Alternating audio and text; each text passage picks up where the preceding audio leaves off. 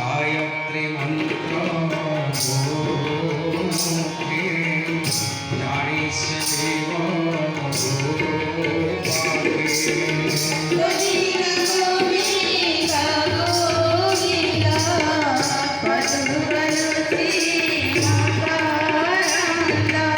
देव वेद माता गायत्री की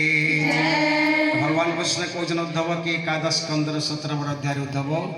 उत्तम गुरु को वर्ण करबू निजर जीवन में धन्य करवार लगी एवं तांकर मोहर गायत्री मंत्र दीक्षा नेबू गायत्री मंत्र दीक्षा पूरा पॉइंटेड कर देले गायत्री मंत्र दीक्षा नेबू एवं दीक्षा नेला परे प्रतिदिन गायत्री महामंत्र जप करबू त्रिसंध्या सेवी स्नाने गायत्री जपे मौने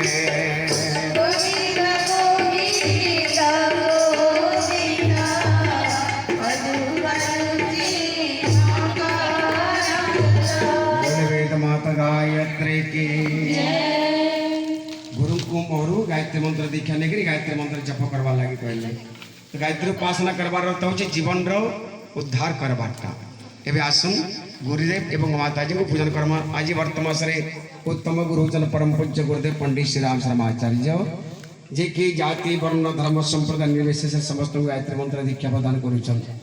तो से गुरु सब तांकर पूजन करमा मान ओम गुरु ब्रह्मा गुरु विष्णु गुरु